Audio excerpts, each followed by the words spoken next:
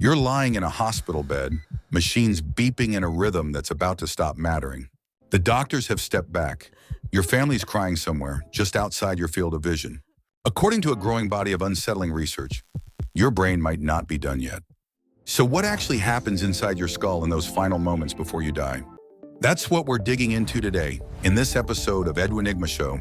What happens to your brain in the final moments before you die?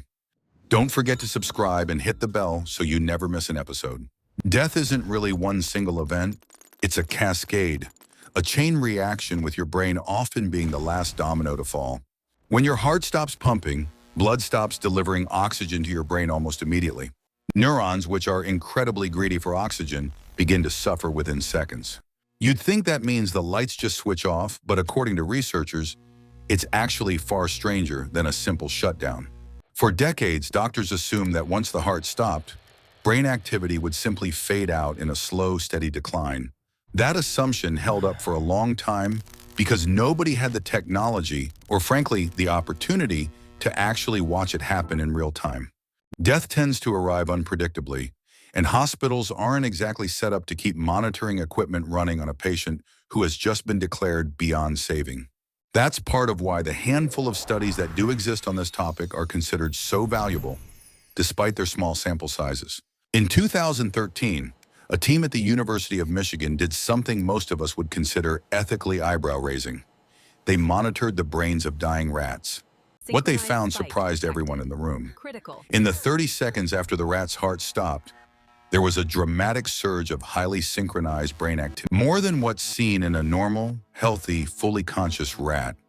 The brainwaves associated with heightened awareness spiked. If a similar thing happens in humans, and there's reason to think it might, that could explain something people have been describing for centuries: near-death experiences.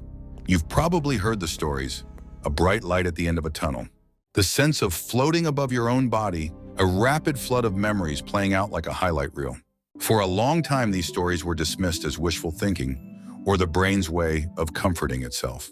But in 2022, a study published in the journal Frontiers in Aging Neuroscience gave the idea some genuine scientific weight. Researchers were monitoring the brain of an 87-year-old patient for epilepsy when unexpectedly he suffered a fatal heart attack during the recording. For the first time, they captured continuous brain activity spanning the moments right up to and after death.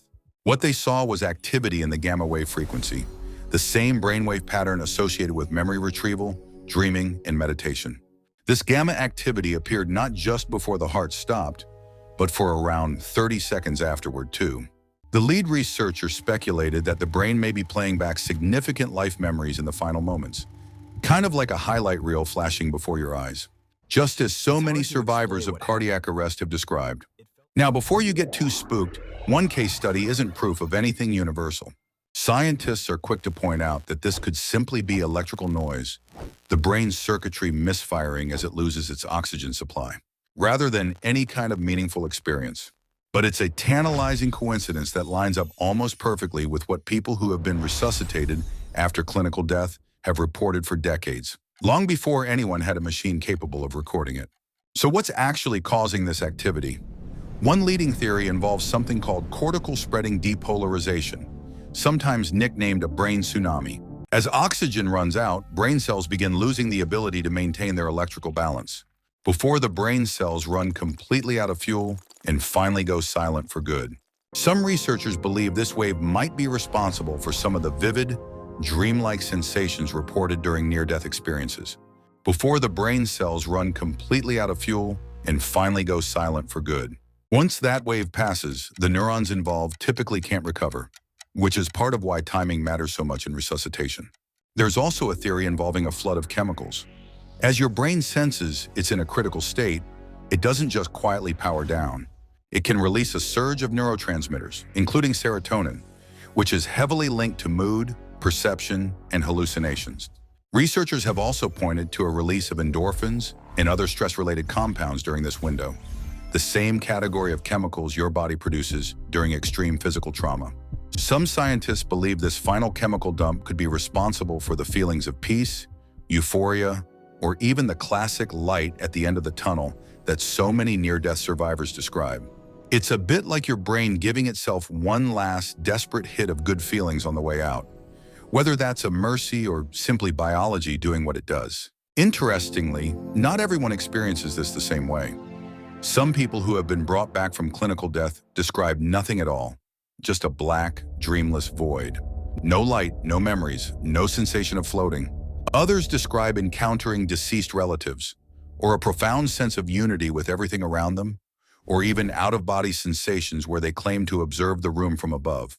Researchers think this variability might come down to how quickly resuscitation occurred, which parts of the brain were affected first, and even a person's prior beliefs and expectations shaping how their brain interprets the chaos unfolding inside it. There's also the matter of hearing, which appears to be one of the last senses to fade. Multiple studies, including work published in the journal Scientific Reports in 2020, have found that the brain can continue to register and respond to sound even after a person has become unresponsive and stopped breathing. That means the widely held advice to keep talking to a dying loved one, letting them know you're there, may actually carry real scientific weight. Whether or not they can form new memories in that state, their brain might genuinely be picking up your voice, processing it, even if there's no way for them to respond. So how long does all this actually take? For most people, once the heart stops and blood flow ceases, you have what's called clinical death.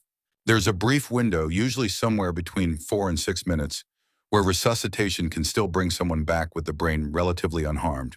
Beyond that window, without oxygen, neurons begin to die off permanently, and this is where clinical death can tip over into full biological death. But that gamma wave surge, that final flicker of intense brain activity, seems to happen right at the very start of this window, in those first crucial seconds and minutes, not after it, which is exactly the window where a shocking number of resuscitated patients report their most vivid memories. Of course, we have to be careful here. A single human case study, paired with a handful of rodent experiments, is nowhere near enough to declare with confidence that dying is a peaceful, memory-filled experience for everyone. Brains are wildly different from person to person, and the circumstances of death vary enormously, whether it's a sudden cardiac arrest, a slow decline from illness, or a traumatic injury.